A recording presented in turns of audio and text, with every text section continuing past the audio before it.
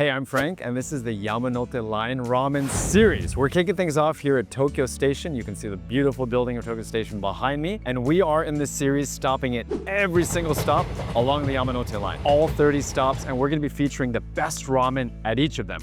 Let's go.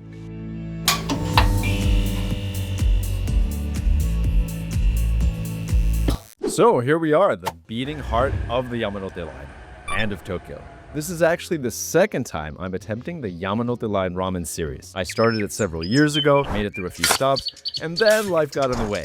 But this time, I'm seeing it through. At each stop, I'll be featuring my top ramen pick with a few runners-up sprinkled in. I'll also be rambling a bit about the station, the surrounding area, what it means to me, what kind of ramen scene it has, you know, the usual. So, Tokyo Station. It feels only right to start fresh from here. This place isn't just a transit hub, it's the symbolic center of Tokyo. Massive, chaotic, and kind of beautiful in parts. It's also right next to the Imperial Palace, which adds some elegance to the area. And yeah, it's also ramen central. Tokyo Ramen Street is packed with some of the city's most recognizable names. We'll get into those later on. There's even a newer Ramen Yokocho with Funji as the flagship shop. But for this episode, I wanted to highlight a ramen shop that's not on Ramen Street. It's not exactly a hidden hole in the wall. We are around Tokyo Station after all, but it's something a little different. And after that, I'll be wrapping things up from a nearby neighborhood that some call the Paris of Tokyo. Seems like the right spot to talk about some of my other ramen picks around here. Let's slurp our way into stop number 1 of the Yamanote Ramen Line. I'm walking right now to our ramen restaurant that I chose for Tokyo Station, and it was a hard time for me to choose a ramen restaurant here. There's a lot of big name ramen restaurants. But let's just say that Tokyo Station and the area around it is very commercialized. You have a lot of high-rise office buildings, and within these commercial buildings, let's say, this is where you find your ramen restaurants. So you're not exactly walking into mom and pop ramen restaurants. It's a bit sterile, I suppose you could say in a way, but despite that, again, a lot of big names out here, a lot of famous ramen restaurants. There's convenience that comes with that, but let me just tell you a little bit about the ramen restaurant I've decided to visit. And maybe this is not the best way to start the series, but it's actually a place I haven't been to. It's called Kaneda, and at least according to the reviews, it looks very good. One of the top ranked here around Tokyo Station. And Kaneda is known for a lighter soy sauce-based ramen that's actually with fish in the soup. And I think if anything, this is a very appropriate bowl, given that we're starting at Tokyo Station in Tokyo. This is a bowl that a lot of people will eat if it was their last meal, salarymen or otherwise. And there are a lot of salarymen around here at Tokyo Station. Anyways, this is the place. Let's go see what Kaneda is about. If it lives up to that high review score, let's do this. It was really hot out. I am melting. I think you'll agree. Pretty nice backdrop for a recap of our ramen shop, which was Kaneda. Now, first of all, Kaneda was a ramen restaurant in the Kitte building. This building, this white building, used to be a post office back in the day. I believe the building itself is from the 1920s. Now it's been converted into a commercial space. There's ramen restaurants, other restaurants, there's shopping. And I think the tower attached to it, which I'm looking at right now, was an add-on. So this again pretty much reflects what you've got around here at Tokyo Station. If you're getting ramen, it's probably gonna be in a shopping mall. That aside, let's just talk about the ramen itself, or maybe even before that, what is in the basement of Kitte. There's a ramen sort of street, not Tokyo Ramen Street, but there is a ramen street with a few restaurants, starting with Kaneda. You've also got Tomita there, Japan's top-ranked ramen restaurant, not that branch, but their top-ranked ramen restaurant in Chiba. You've got Do-miso, heavier style with miso ramen. Anyways, Kaneda is the first restaurant there, and this is the one we decided on today. They've got ramen and tsukemen, or dipping ramen. I was torn in terms of what to get. I decided to go with the ramen, and it is shoyu or soy sauce based. They're using a dashi or soup stock, including the soy sauce, from a local Nihonbashi company. Nihonbashi is an area next to here, and Nihonbashi is actually a historic center of Tokyo. So they're kind of going old school with their ingredient selection. The interior of the ramen shop too, with the wooden design, I think they were going for a little bit of we're in Nihonbashi kind of vibe. And the soy sauce seasoning was a little bit on the sweeter side. And maybe that was compounded by the white nigi or spring onions in the soup, as well as the fact that the chashu pork was marinated in ginger. So you got some sweetness. And there was also some strips of yuzu on top. Yuzu is a Japanese citrus that also made it sweeter. So this was a sweeter bowl and something something that maybe I felt like I would be tasting in Osaka or Kyoto. Every time I go down to that part of the country, they got a sweet tooth. Not like candy sweet, but the ramen definitely is sweeter than here in Tokyo. So it kind of reminded me about that, even though everything else screamed Tokyo, including the use of the fish, which I'll get to in a moment, and I think how the bowl appeared. So this was fish-based ramen that was slightly bitter,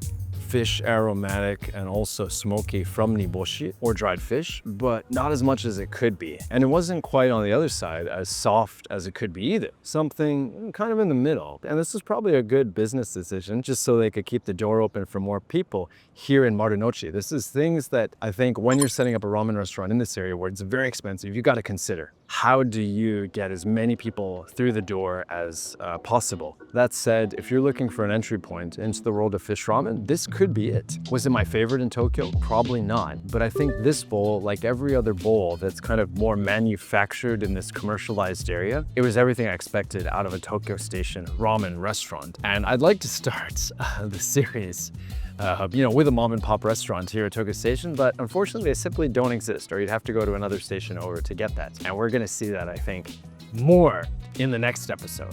So that's my take on Kaneda, and also my take a little bit on Tokyo Station. I used to work in finance. That was my first job, and I worked nearby in Nihonbashi / Mitsukoshimaya, and I would come to Tokyo Station quite a bit to have drinks. I had some friends at Bloomberg. I hang around a lot here, but I didn't really have a close relationship with the area. On the one hand, it's convenient, it's clean, but on the other hand, if we look at it negatively, it's a little bit sterile, maybe even boring.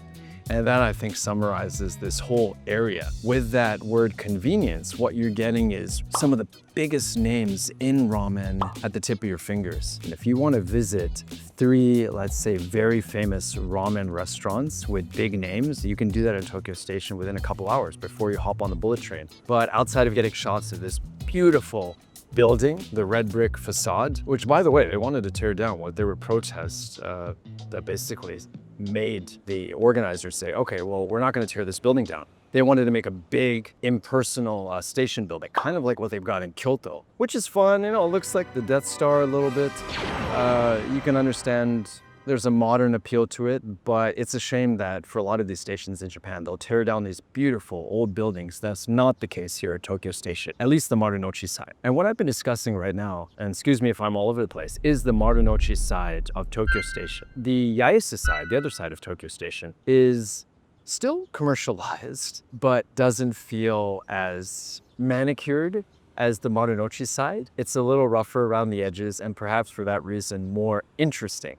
We're gonna stay on the Marunouchi side right now, grab some coffee, and I'll share that Paris-like area with you as I also talk about some of my other topics here at Tokyo Station. Basically, in Marunouchi, you can pretend that you're in Paris. Nothing beats the real thing, and this is a little bit of it's like the holodeck, the Truman Show, in that this area is all pretty newly developed and pretty clearly modeled after Paris, but if you're not able to go to Paris from Tokyo, I suppose this is the next best thing. I love sitting at these outdoor cafes and just relaxing. And this place, I chose it because there's a massive fan behind me with a big mist coming out of it too.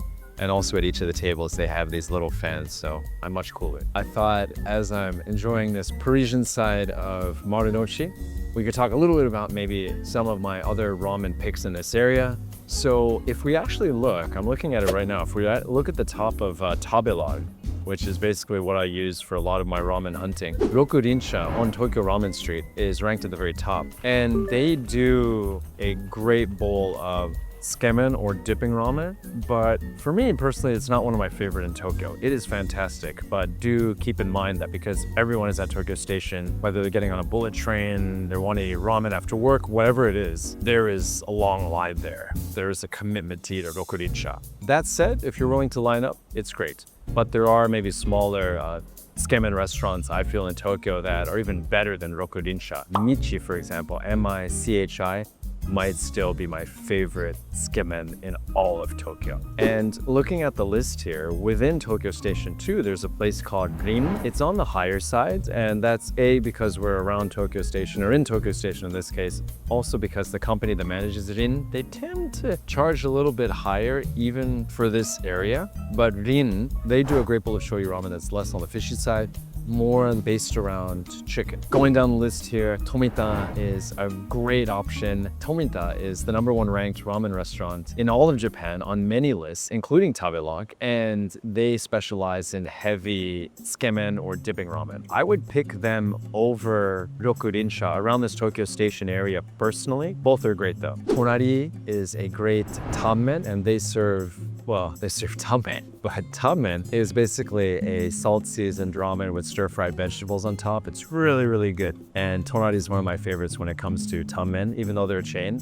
You're seeing chain mentioned around a lot here. On a separate note, like if we talk about the economics of ramen, like prices have gone up so much to the point that if these ramen restaurants want to survive, a lot of them have become chains. For example, Toka, they're in the 5th floor of the Kite building, although the ramen restaurants are in the basement. I don't know why they got banished to the 5th floor, but Toka started out as a tiny little ramen restaurant, basically specializing in sea bream ramen. Maybe 15 years later, all of a sudden, they're everywhere. So Tokyo Station, I think, is a reflection of that. And going down the list here, Soranoiro, Nippon, might be one of my favorites in Tokyo Station, if not my favorite. They do very unique ramen that is vegan or non-vegan ramen. Both options that they have there, if we divide it up, are great, but I think where they really shine in terms of creativity is their vegan ramen. And Kaneda is actually #7 on the list here. So we're keeping it within the top 7. So rounding out the top 10 here on Tabelog, we've got an Ieke or Yokohama style ramen restaurant